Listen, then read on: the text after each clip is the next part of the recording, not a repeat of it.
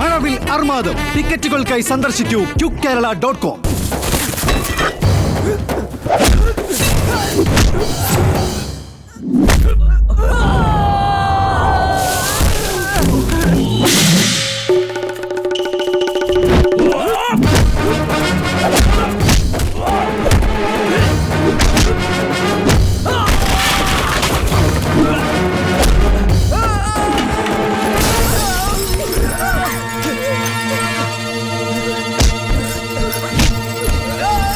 എന്നതിലും പറ്റിയായിരുന്നു, സൂക്ഷിച്ചോണേ.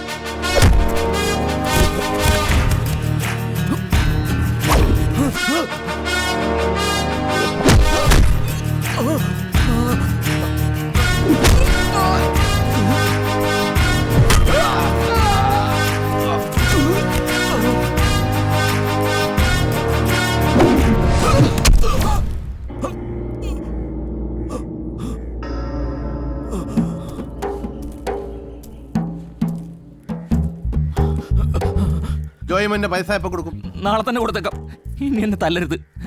കൊടുത്തില്ലെങ്കിൽ ഞാനിഞ്ഞു വരും. മോനെ ചെമ്പേ, വളച്ചു പിടിച്ചെന്റെ നടക്കിലൊരു ചവിട്ടി ചവിട്ടിയല്ലേ ടപ്പേന്നൊരു മ്യൂസിക് കേൾക്കും. നിന്റെ നട്ടന്റെ ചെമ്പൊടിഞ്ഞ സൗണ്ട് അത് കേൾപ്പിക്കാൻ സാമച്ചായനെ ഇനിയും വരുത്തരുത്. ജോയ്മോൻ പോയി വണ്ടിയെ കയറ്.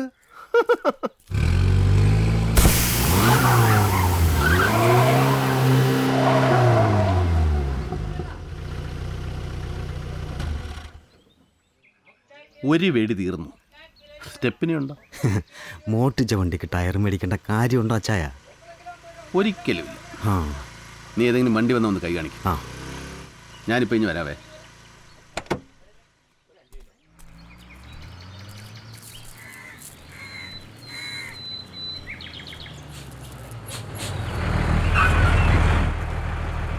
പുൽപ്പള്ളി വഴി അങ്ങനെ വേണോ? അതെ, രണ്ടാളുണ്ട്. കേറിക്കോ. സാബുവിനോട് പറഞ്ഞു. ഓ ശരി.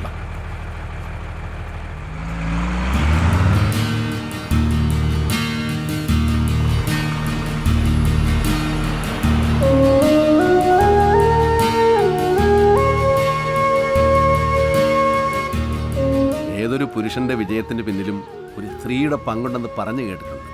അത് സത്യമാണെന്ന് എനിക്ക് മനസ്സിലായി. സാമച്ചായ എന്നുള്ളൊരു വിളി എലിമീശ വണ്ണത്തിലല്ലേ ഞാൻ രക്ഷപ്പെട്ടത്. അതിന് എൻ്റെ വക ഒരു സമ്മാനം.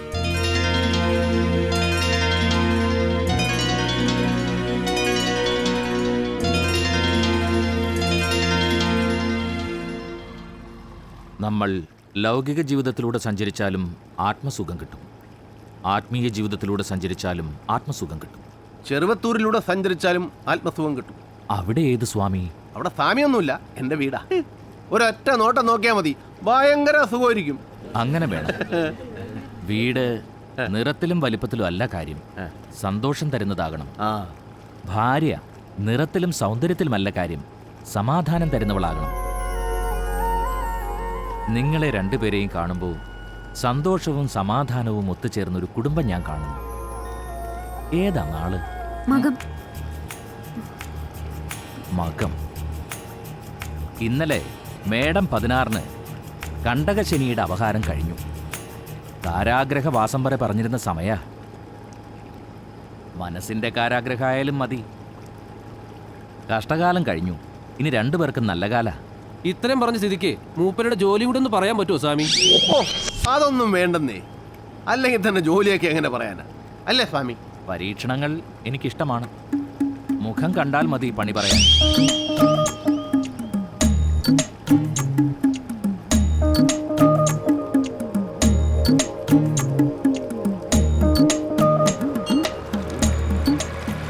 ആ ജെട്ടി എത്തി. ആ.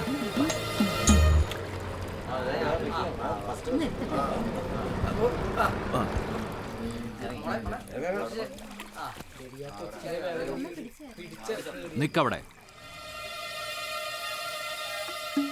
സാറ് CID അല്ലേ? അതെ, ഒരു കേസ് അന്വേഷിക്കാൻ വന്നതാ. ആരോടും പറയരുത്. ആരോടും പറയില്ല.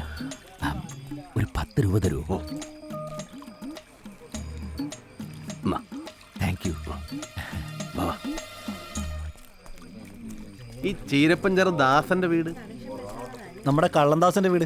അവൻ കണ്ണൂർ ജയിലില്ല, വീട്ടിലൊന്നുമില്ല. അതറിയാം. ആ കേറിക്കോ.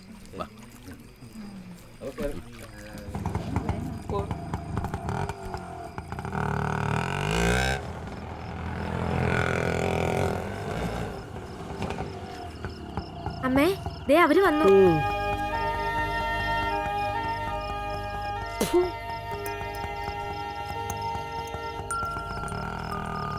ഞാനാ സാൻകുട്ടി. ഓ ഇതാരാ? കെട്ടിയോളാം. ഓ ഭാര്യ. ആ എന്താ പേര്? മല്ലിക. ഞാൻ ജലജ. ഈ നെറ്റിക്ക് എന്ത് പറ്റിയതാ? അത് വരുന്ന അയ്യോ അതൊന്നും പറയാതിരിക്കാ ഭേദം. എനിക്ക് പറ്റിയ ഒരു പോഴത്തരമാണെന്ന് വെച്ചോ. എനിക്ക് വലിയ ആഗ്രഹമായിരുന്നു ഇവിടെ ഈ ഉപ്പൂറ്റി പൊങ്ങിയ ചെരുപ്പിട്ട് നടക്കണമെന്ന്. വരുന്ന വഴിക്ക് നടനം വാങ്ങിച്ചു കൊടുത്തു. ഇട്ട് 2 അടി നടന്നില്ല, മുഖം പൊത്തി താഴെ. ദൈവാദിനും കൂടി ഇത്രേ പറ്റുള്ളൂ. നിനക്ക് കുളിക്കാൻ ചൂടുവെള്ളം വേണോടി? ദാ, ഇതാ സ്വഭാവം. എത്ര കൊടും തണുപ്പാണെങ്കിലും തണുത്ത വെള്ളത്തിലേ കുളിക്കത്തുള്ളൂ. ഓ കാശായിരിക്കും. അതെ, കാശ് അങ്ങ് കൊടുത്തേക്ക്, അല്ലെങ്കിൽ ഇനി സ്വസ്ഥത തരില്ല. അതെന്താ? ജലജിക്ക് ദാസൻ തന്നയത്തെ കത്ത വേണോ? ആ വേണ്ട, വായിക്കാൻ കൊള്ളാവുന്നൊന്നും ഉണ്ടാവില്ല. ഗുരുത്തം കെട്ടവൻ. അകത്തോട്ട് വാ.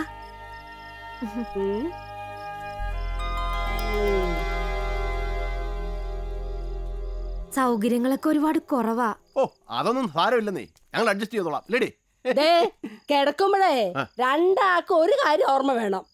ഈ കട്ടിലിന്റെ വടക്കേ കാലിനെ അത്രയ്ക്ക് ഉറപ്പ് പോരാ. ശോ, ഈ അമ്മയുടെ ഒരു കാര്യം. അമ്മ അപ്പുറത്തോട്ട് ഞാൻ പോയേ. മറന്നു പോവാതിരിക്കാൻ വേണ്ടി പറഞ്ഞതാ. പിന്നെ പറഞ്ഞു. ദാ ഈ നൈറ്റ് ചേച്ചി ഇട്ടോളൂ. കുളിച്ചിട്ട് വന്ന് ആഹാരം കഴിക്കാം.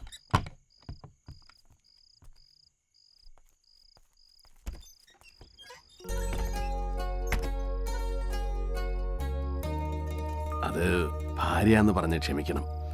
അല്ലെങ്കിൽ മല്ലിക ഒരു സെറ്റപ്പാണെന്ന് അവർ വിചാരിക്കും. മോശമല്ലേ? അതുകൊണ്ടാ. എന്തായാലും ഭർത്താവായുള്ള അഭിനയം ഭയങ്കര ഓവറായിരുന്നു. ഭർത്താക്കന്മാരൊക്കെ ഇങ്ങനെയാ പെരുമാറുക? ഞാൻ ഇതുവരെ ഭർത്താവായിട്ടില്ലല്ലോ. മാറ്റിയെടുക്കാം, സമയമുണ്ടല്ലോ. കുളിച്ചു വരാം.